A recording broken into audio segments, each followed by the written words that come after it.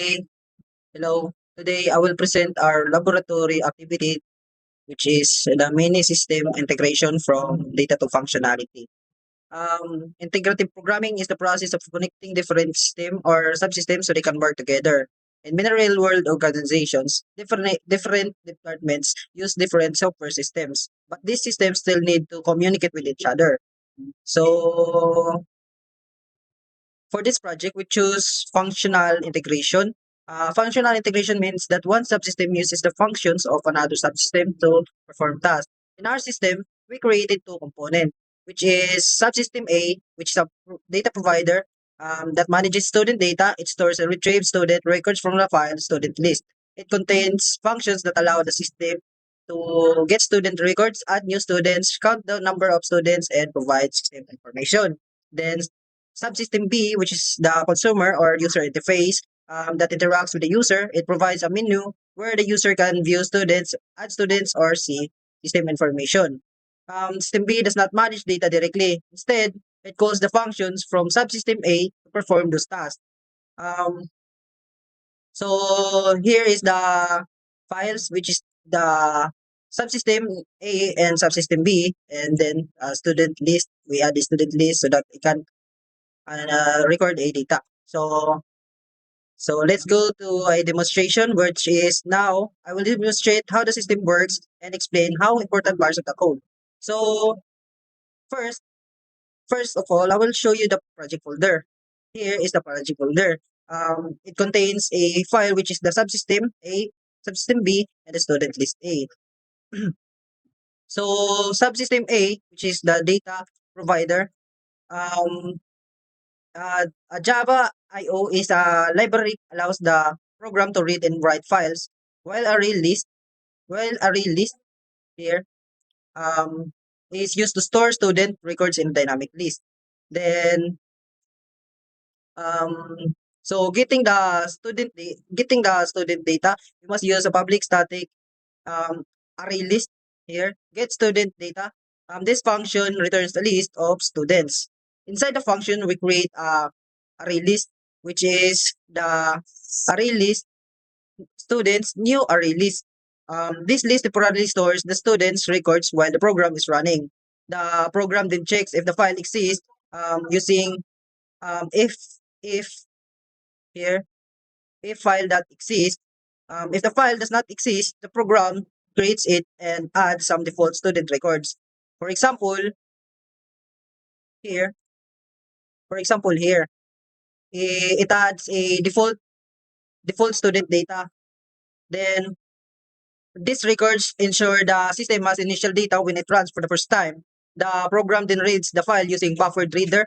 Here, here, buffered reader. Buffered reader.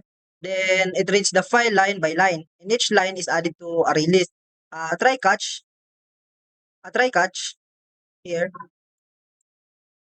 A try catch block is used to handle possible errors such as file reading issues, then prevents the program from caching. Finally, the function returns the list of students. While adding here, add student. This function receives student records as a string. First, it retrieves the existing students, which is then we will use the array list students, then get student data, then it adds the new student to the list. After that, it saves the updated list back to the file using buffered writer. The buffered writer writes data into the file efficiently. Here, buffered writer, then get student data. So we will go to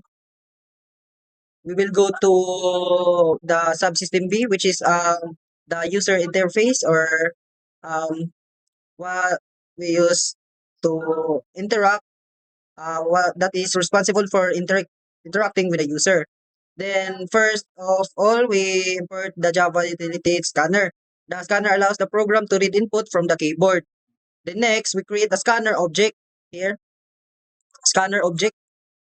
Um, object will be used to read the user's menu choice.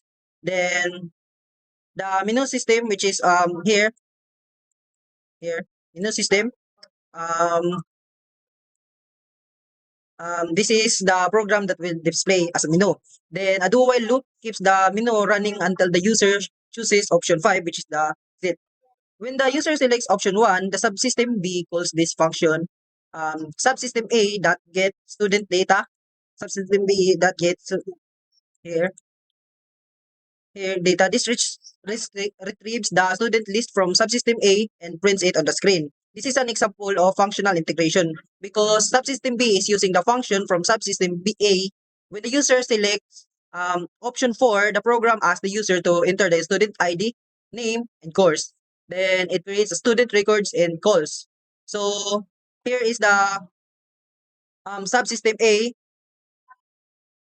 Here, subsystem A,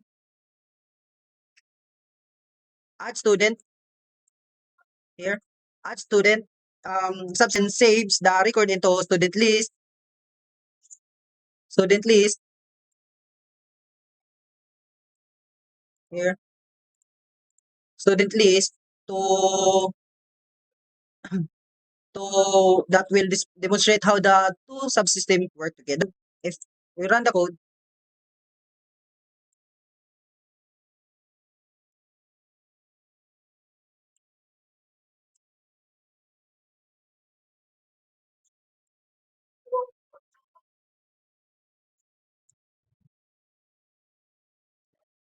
um, so that's all about mini. No. So that's all. If we run the code here, um, we enter a one show student records.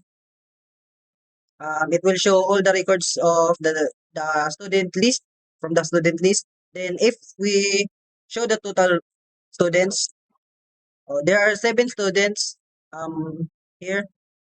1, 2, 3, 4, 5, 6, 7. It will count it. So it in total, it will count it in total. Then if we choose option 3, um, option 3, enter choice, the system info, the student information provider system, subsystem A, which is subsystem A is our provider.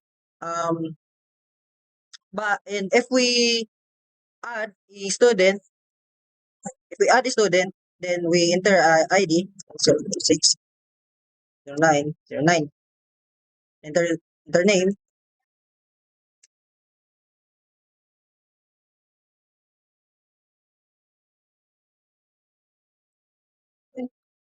then course, it's IT.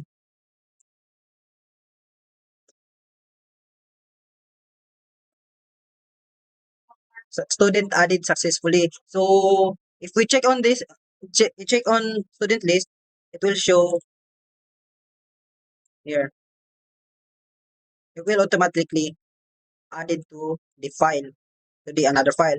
Then if we check it and one here. So that's all. Um, so that's all. In this activity, we implemented functional integration between two subsystems. Subsystem A handles all data operations while subsystem B handles all user interaction. One challenge we observe is data formats consistency. The student records must follow the same format. If the format changes, the system may not read the data correctly. Another challenge is dependency between subsystem. The subsystem B depends on the functions provided by subsystem A. If those functions change, the subsystem view may stop working properly. We also learned that using a text file as a database is simple but limited. In real world systems, developers usually use databases like MySQL or cloud databases for better data management. This experiment relates to real world systems such as school enrollment system, HR system, and financial software, where multiple subsystems must work together to share functionality. Overall, to my learning, this project helped us to understand how functionality integration allows different parts of a system to communicate and work together while keeping their responsibilities separate. So, thank you.